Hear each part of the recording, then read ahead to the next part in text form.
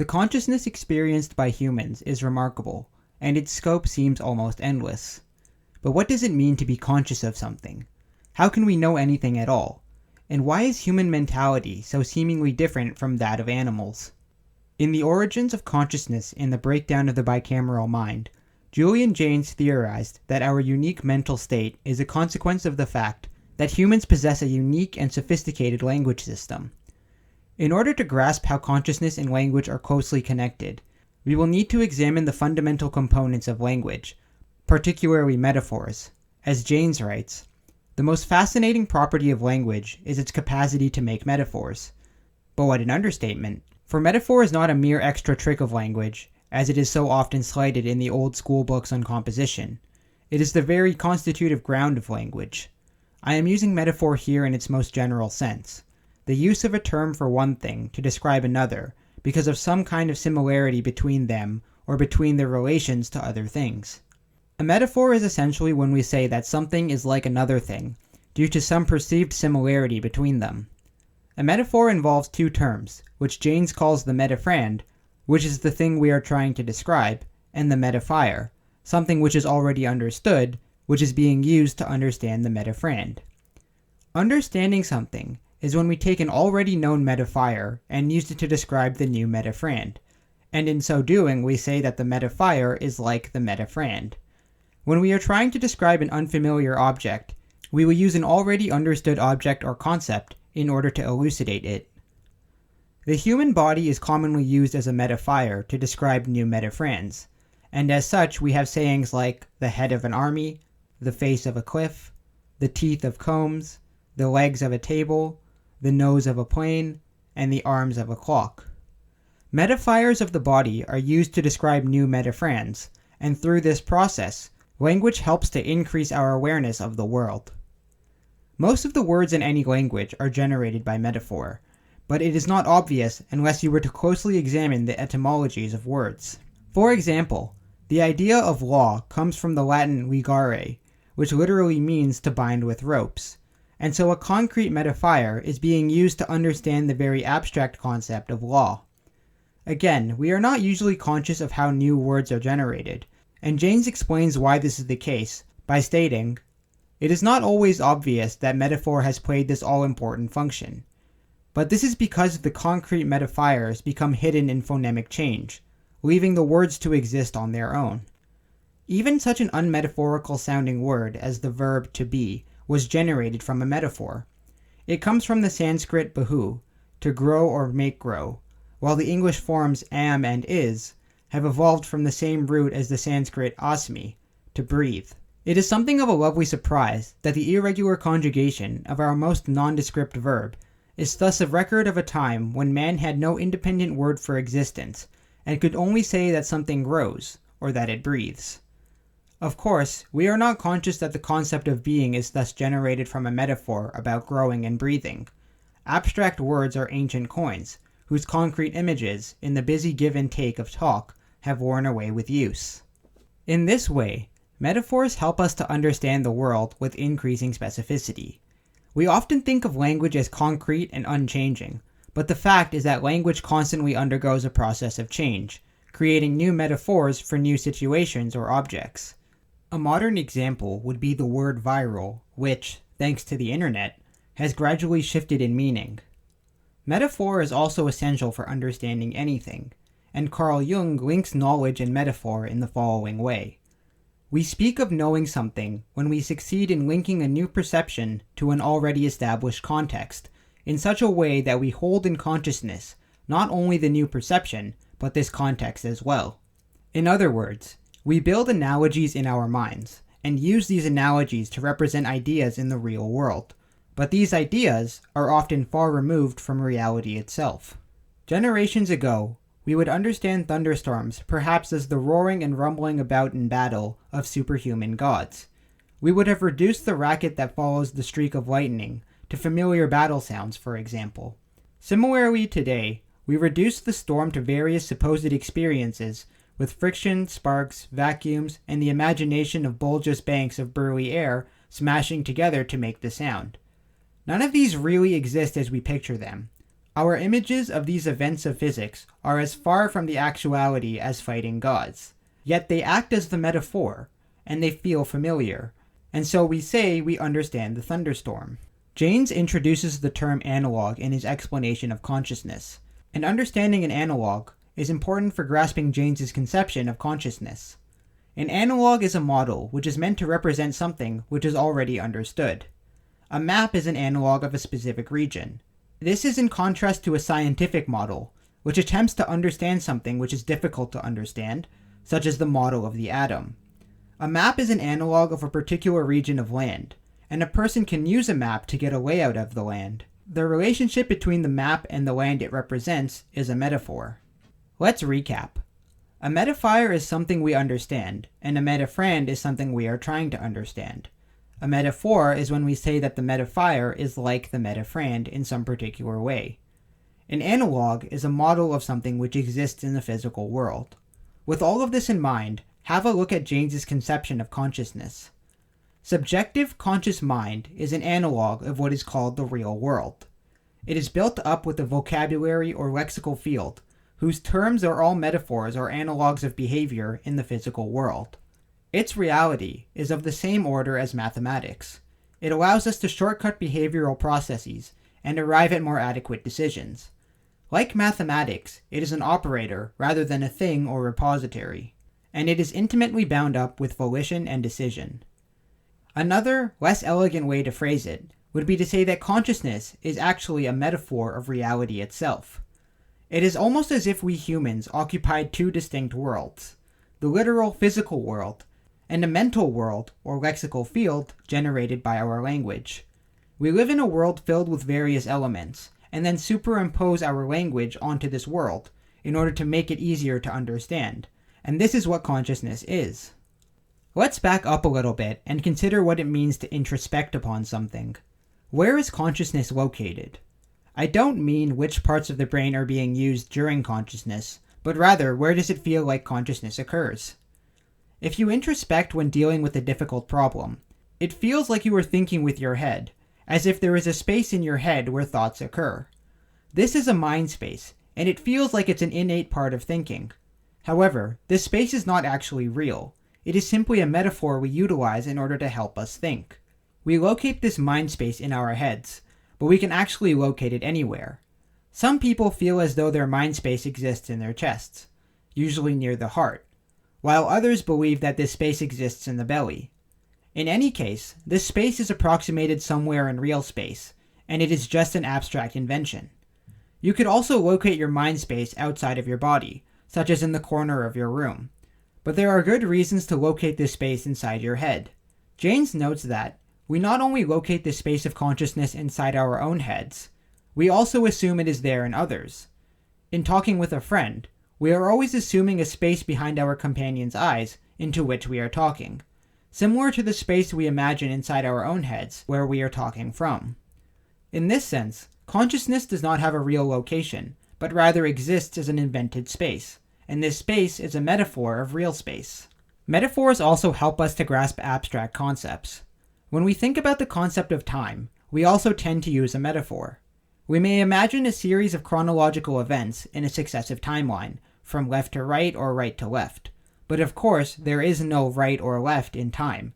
Time is only composed of before and after.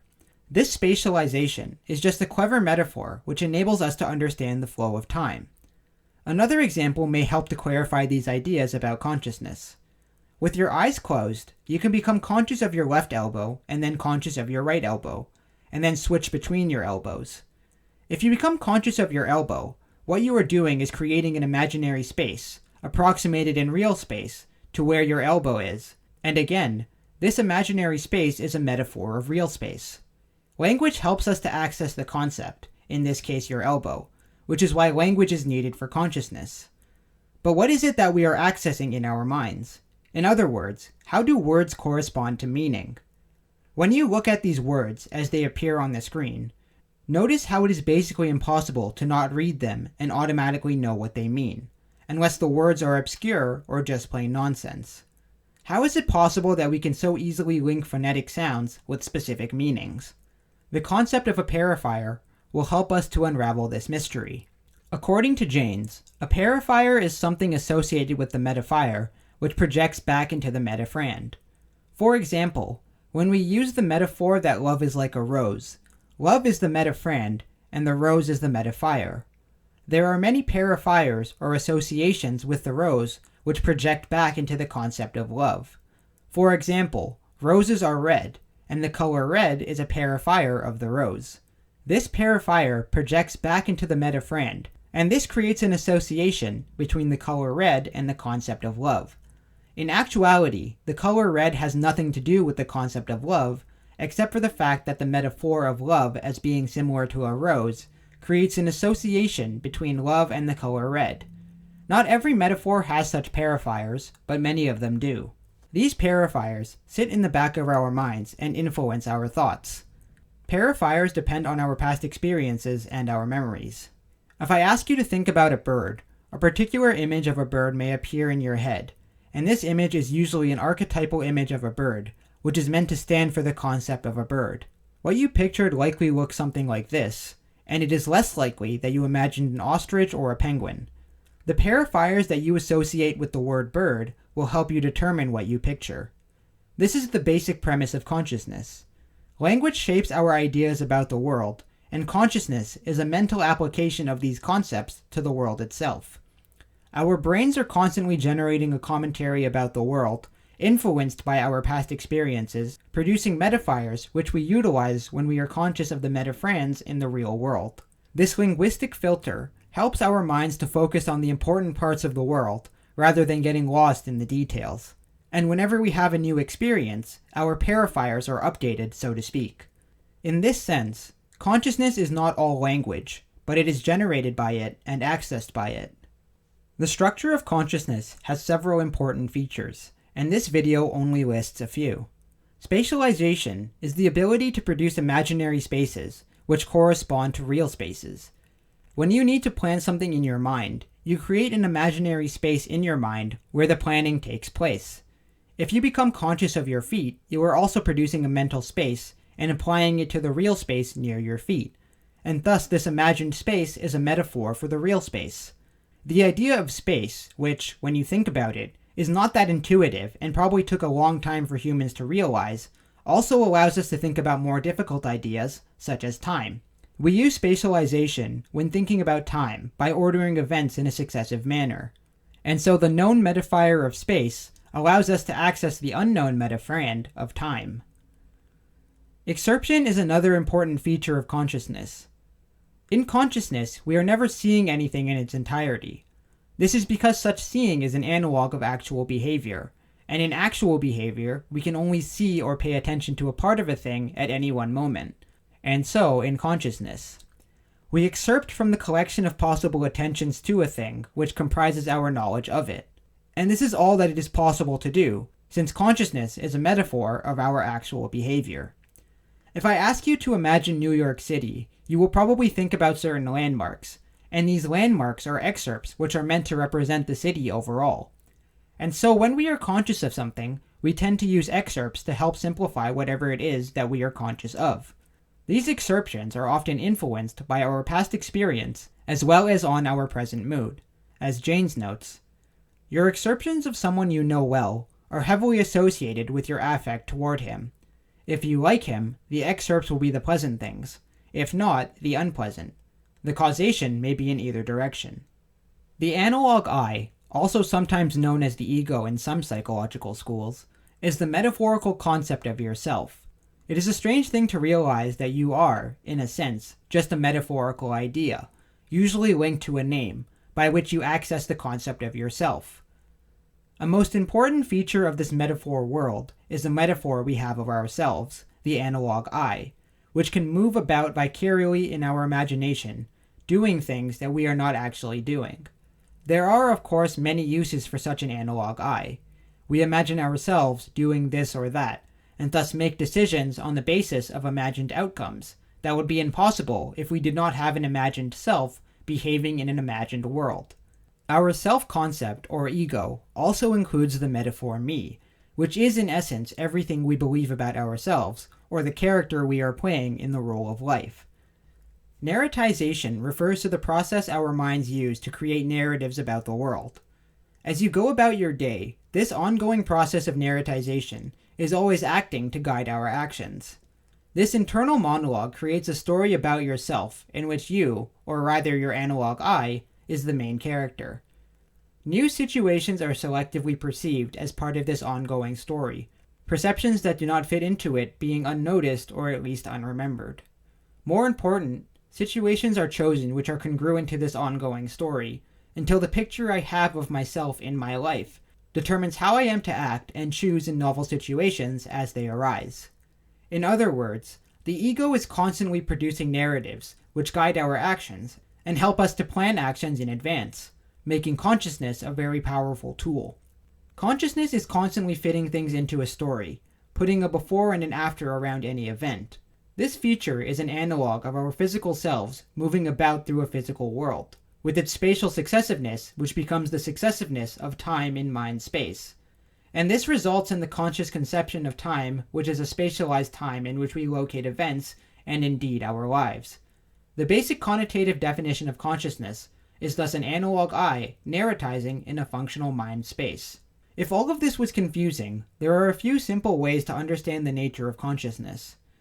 Imagine yourself doing something, such as going for a walk in a park. You create a narratization of yourself going for a walk, and you might imagine what it feels like or how the weather is. Now imagine that you were actually going for a walk. Being conscious of yourself going for a walk is to create this same narratization at the same time that you are walking. The narratization and the action, i.e. going for a walk, occur at the same time, and this is what it means to be conscious of yourself. If you are playing the piano and become conscious of playing the piano, what is happening is that you are narratizing your analog I in the situation of playing the piano, and this is partly why consciousness may actually cause you to make a mistake. If this conception of consciousness is correct, then it implies some rather startling facts about the nature of consciousness. This means that consciousness is, in a sense, not actually real, and is instead a persistent hallucination. It also implies that consciousness is a cultural creation, which develops as our metaphorical ideas develop, and all of this must be occurring in the left hemisphere of the brain, where the speech areas are, although the phenomenon of consciousness does involve both hemispheres. Our consciousness as an analog of the world does make sense, as humans are exceptional at imagining things that are not in the immediate vicinity, and we are good at living in our minds, so to speak. It seems that our capacity to produce imaginations and have these mental machinations act as metaphors for things in the real world has given the human species a considerable survival advantage, allowing us to become amazingly advanced, and hopefully we will continue to do so far into the future.